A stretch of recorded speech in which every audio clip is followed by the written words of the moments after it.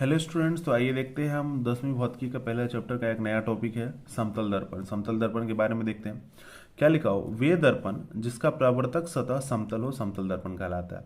तो वैसा दर्पण जिसका परावर्तक सतह क्या हो, समतल हो, सीधा हो, कोई मुड़ा हुआ नहीं हो, वो किसको हम लोग क्या कहते हैं, समतल दर्पण के नाम से हम लोग जानते हैं। ठीक है।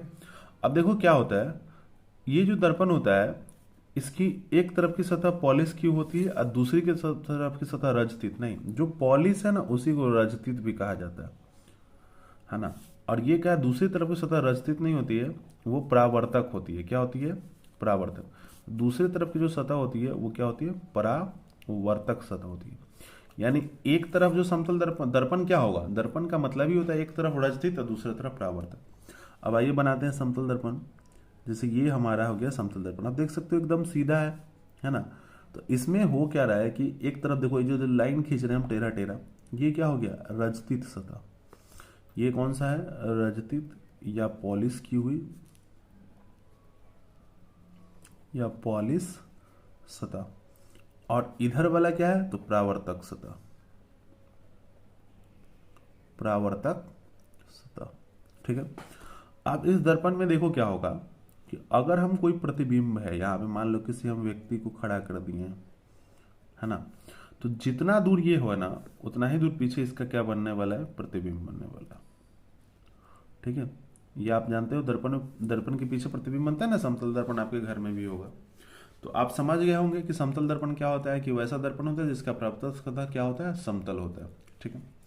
अब ये जो समतल दर्पण है इसमें प्रतिबिंब जो भी बनता है उसके कुछ गुण होते हैं, ये बहुत महत्वपूर्ण है, इसमें सवाल पूछता है। तो आप देखिए क्या होता है, समतल दर्पण द्वारा बने प्रतिबिंब की विशेषताएं, विशेषताएं यानी कि गुण भी पूछे चाहे विशेषता पूछे, दोनों बात एक ही है, गुण पूछे विशेषता पूछे। समतल दर्पण द्वारा बने प्रतिबिंब की निम्नलिखित विशेषताएं हैं, गुण है। पहला है कि प्रतिबिंब दर्पण के पीछे बनता है। आप देख सकते हो दर्पण इधर है, इधर आदमी खड़ा है, तो इसके पीछे बना ना प्रतिबिंब। तो ये है हमारा वस्तु और ये हमारा क्या है, प्रतिबिंब है। तो दर्पण के पीछे बना कि नहीं बना। अब देखो क्या है, प्रतिबिंब दर्पण से उतना ही पीछे बनता है जितना वस्तु दर्पण से आगे रहता है। जैसे मान लो कि 20 मीटर आगे है दर्पण से, तो प्रतिबिंब भी दर्पण से कितना होगा, 20 मीटर पीछे होगा। यानी कि दर्पण से वस्तु की दूरी और दर्पण से प्रतिबिंब की दूरी क्या होती है, बराबर होती है। अर्थात वस्तु की दर्पण से दूरी तथा प्रतिबिंब की दर्पण से दूरी क्या होती है, समान होती है। अब आगे है कि प्रतिबिंब का आकार वस्तु के आकार के बराबर होता है। अब मान लो प्रतिबिंब 5 फीट का है तो वस्तु भी 5, मतलब वस्तु 5 फीट का है तो प्रतिबिंब भी 5 फीट का, वस्तु 2 मीटर का, प्रतिबिंब भी 2 मीटर, यानी दोनों का आकार क्या होगा, बराबर होगा। प्रतिबिंब वस्तु की अपेक्षा सीधा बनता है। देखो वस्तु ऊपर की ओर है तो प्रतिबिंब भी क्या है, ऊपर की ओर है। ऐसा थोड़ी ना कि सर नीचे हो गया पैर ऊपर हो गया, ऐसा नहीं होता दर्पण में, समतल में। प्रतिबिंब वस्तु की अपेक्षा सीधा बनता है, उसके आगे प्रतिबिंब आभासी होता है, अर्थात इसे पर्दे पे प्राप्त नहीं कर सकते। वैसे भी समझ लो जो दर्पण के पीछे बनेगा तो पीछे पर्दा लगा भी देंगे तो उसे प्रतिबिंब दिखेगा नहीं, दिखेगा ना, सिर्फ हमको प्रतीत होगा कि दर्पण के पीछे बन रहा है ना।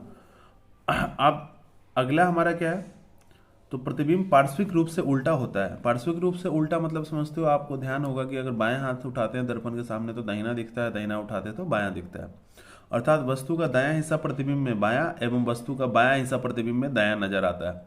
यानी कि अगर प्रतिबिंब हमारा बनेगा तो बायां हाथ आप उठा के देखो दाहिना नजर आएगा, दाहिना हाथ उठा के देखो बायां नजर आएगा। तो ये आपकी विशेषताएं जो गुण है ये आपको याद रहना चाहिए। परीक्षा में इसमें से कोई 2 विशेषता लिखने के लिए आपको आ सकता है। तो उम्मीद करते हैं कि आपको समझ में आया होगा। तो मिलते हैं अगले वीडियो में, तब तक के लिए थैंक यू।